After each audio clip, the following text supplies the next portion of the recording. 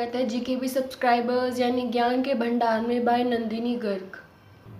Guys, आज हम class 10 science का chapter 1 chemical reactions and equations continue करने जा रहे हैं। गाइस, हमने लास्ट वीडियो में पढ़ा था कि केमिकल रिएक्शंस क्या होते हैं, इक्वेशंस क्या होती हैं, वो कैसे फॉर्म होती है, balancing the equations which was most important topic. Now guys, we'll continue this chapter by learning types of chemical reaction. So there are 7 types of chemical reaction. Number 1 is combination reaction. Second is decomposition reaction. Third is displacement reaction. Fourth is double displacement reaction. Fifth is endothermic reaction. Sixth is exothermic reaction. And seventh is redox reaction, which is also known as oxidation and reduction reaction. So guys, there are total 7 types of chemical reactions. Guys, all the chapters, सारा chapter इन्हीं reactions के आगे पीछे घूम रहा है। हमें सारी इक्वेशन सब कुछ इन्हीं के बारे में पूछा जाएगा। सो गाइज, हम इसे 1 by 1 हर रिएक्शन को डिटेल में पढ़ेंगे। सो प्लीज़ आप पूरा वीडियो देखिए। गाइस, तो will start with combination reaction. Combination reaction क्या है? कॉम्बिनेशन रिएक्शन वो है जिसमें 2 सब्सटेंस वो दोनों रिएक्ट करते हैं एक दूसरे के साथ और सिंगल प्रोडक्ट फॉर्म होता है। For example, one substance is A, second is B, so A plus B is equals to C. जब वो दोनों एक दूसरे का साथ रिएक्ट करते हैं तो हमारे पास एक सिंगल प्रोडक्ट फॉर्म होता है, वह C. For example, H2 plus O2 is equals to H2O. So where have hydrogen and oxygen in reactants. But जब उन दोनों ने एक साथ रिएक्ट किया तो हमारे पास क्या प्रोडक्ट आया? Water, which is also known as H2O. Guys, अब जैसे ही ये एक दूसरे के साथ अटैच होते हैं तो उसमें बहुत सारी एनर्जी रिलीज होती है इस रिएक्शन में। सो कॉम्बिनेशन रिएक्शन को हम एक तरह से एक्सोथर्मिक रिएक्शन भी कह सकते हैं, क्योंकि एक्सोथर्मिक रिएक्शन वही है जिसमें large amount of energy is released out. Second example is CaO plus H2O. Calcium oxide plus water is equals to calcium hydroxide. In this equation also one product is formed from quicklime and water is equals to slaked lime. So guys, इसे अच्छे से पढ़िए, बहुत important reaction है। Guys, ये question papers में ऐसे आएगा, चाहे तो आपको वो ये बोल देंगे कि एक्सप्लेन कॉम्बिनेशन रिएक्शन, तो आपको उसकी डेफिनेशन भी लिखनी पड़ेगी और इक्वेशन एग्जाम्पल के लिए। और चाहे वो हमसे ये भी पूछ सकते हैं कि हमें इक्वेशंस दे देंगे और हमसे पूछेंगे कि ये कौन से टाइप का रिएक्शन है। तो हमें समझ जाना है कि जब 2 रिएक्टेंट्स रिएक्ट कर रहे हैं और सिंगल प्रोडक्ट फॉर्म हो रहा है तो वो हमारा कॉम्बिनेशन रिएक्शन है। Guys, second one is decomposition reaction. अब डीकम्पोजिशन रिएक्शन क्या है? गाइस, ये कॉम्बिनेशन रिएक्शन के बिल्कुल ऑपोजिट है। कॉम्बिनेशन रिएक्शन में जब 2 सब्सटेंस रिएक्ट करते थे तो सिंगल प्रोडक्ट फॉर्म होता था, पर डीकम्पोजिशन रिएक्शन में जो सिंगल रिएक्टेंट वो अपने आप को स्प्लिट करता है 2 प्रोडक्ट्स में, only 2। For example, A is equals to B plus C, तो A हमारा स्प्लिट हुआ और वो B प्लस सी में फॉर्म हुआ। सो गाइज, अगर हमें कोई भी सब्सटेंस को स्प्लिट करना है, उसे अलग करना है, तो हमारे को बहुत ज़्यादा एनर्जी यूज़ होएगी। कॉम्बिनेशन रिएक्शन में हमारी एनर्जी रिलीज आउट हो रही थी, पर इसमें हमें एनर्जी यूज़ करनी पड़ेगी और वो एनर्जी किसी भी फॉर्म में हो सकती है, heat, sunlight, electricity. So there are 3 types of decomposition reaction. Number 1 is thermal decomposition reaction. Second is electrolytic decomposition reaction. And third is photochemical decomposition reaction. Thermal decomposition reaction, ये वो reaction है जिसमें heat use होती है. The source of energy is heat. For example, CaCO3 using heat comes CaO plus CO2. Carbon dioxide is released out, but heat is used. Now second is electrolytic decomposition reaction.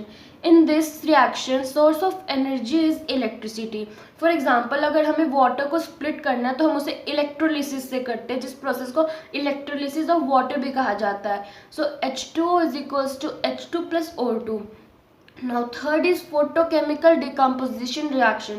Here source of energy is sunlight. The sun is our source of energy. For example, AgCl is equals to Ag plus Cl2.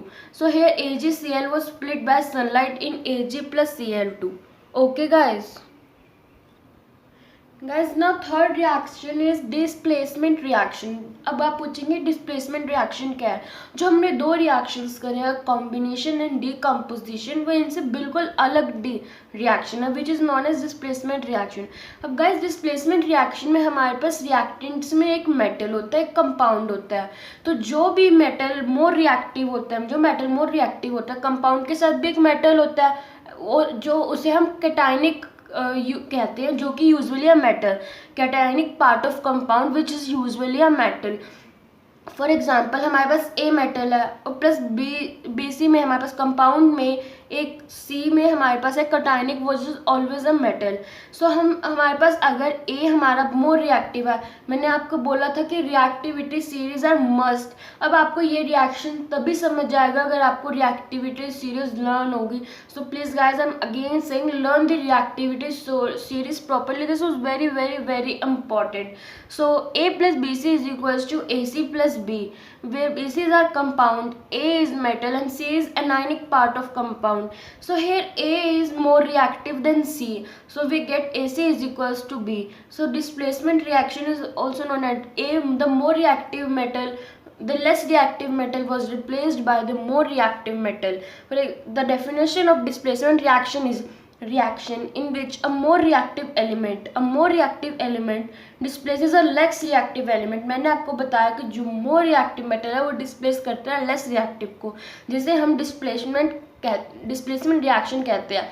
और जो वो metal replace करता है वो हमारा compound में से replace होता है। पर अगर हमारा कंपाउंड वाला मेटल मोर रिएक्टिव है तो वो लेस को रिप्लेस नहीं कर सकता। इसलिए गाइस अच्छे से पढ़ो, reactivity series are must. Guys, now we learn some examples of displacement reaction. Guys, अभी तक हमने जितने भी reactions के जितने भी example किए वो आपको सारी equation tips पे learn होनी चाहिए, because chemistry is based of equations only। अगर आपको वो learn नहीं होंगी, आपको नहीं आएंगी, तो आप केमिस्ट्री में स्कोर नहीं कर पाएंगे। इसलिए आपको हर कुछ लर्न भी हमें रट्टे नहीं मारने, हमें अच्छे से उन्हें समझना है। अगर हम रिएक्शन को एग्जाम्पल्स के साथ लर्न करेंगे, अगर हम इनको एक्टिविटी परफॉर्म करके लर्न करेंगे तो हमें वो अच्छे से लर्न होंगे। तो आप किसी को भी लर्न मतलब रट्टा मारने के लिए लर्न मत करिए, उसे आप सोचिए कि ये क्यों होता है, क्वेश्चन करिए अपनी टीचर से, मुझसे कमेंट करके पूछिए, आप कोई भी डाउट्स पूछिए। पर अगर आप डाउट्स नहीं पूछेंगे तो आपको ये लर्न नहीं होंगे गाइस, तो please. So examples of displacement reaction is Fe is equals to Cu plus SO4 is which is FeSO4 plus Cu. So guys मैंने आपको बताया था कि more reactive metal replace करता है less reactive metal को। So here iron, Fe is our iron, तो वो Fe हमारा more reactive metal है सल्फेट से, so वो replace करता है कॉपर को। So Fe is equals to SO4 plus Cu. The second example is Zn plus CuSO4 which is equals to ZnSO4 plus Cu। अब जिंक भी more reactive है CuSO4 से, तो फिर वो रिप्लेस करता है ZnSO4 प्लस Cu। तो हमारा कॉपर अलग आ रहा है, तो ये हमारा displacement reaction, more reactive element replaces less reactive element. Pb plus Cu Cl2 which is equals to Pb Cl2 plus Cu। So guys आपको समझ आ रहा होगा कि डिस्प्लेसमेंट रिएक्शन क्या है। फॉर एग्जांपल अगर हमारे पास A है प्लस B है C है और हमारा A इज मोर रिएक्टिव है, तो वो B को रिप्लेस कर देगा और वो C के साथ आ जाएगा और B हमारा अलग रह जाएगा। तो यही है हमारा डिस्प्लेसमेंट रिएक्शन। होप करते हैं आपको समझ आएगा गाइस। आप सारी इक्वेशंस अभी याद करिए, अभी याद करिए और पहले इन रिएक्शन को करें। बाय गाइस, बाकी के रिएक्शन हम नेक्स्ट वीडियो में पढ़ेंगे। सो आज के लिए बस इतना ही। Good luck, bye bye, good luck for your exams. Please अच्छे से लर्न करिए and please like, comment and share my video and please comment your doubts. Okay, bye.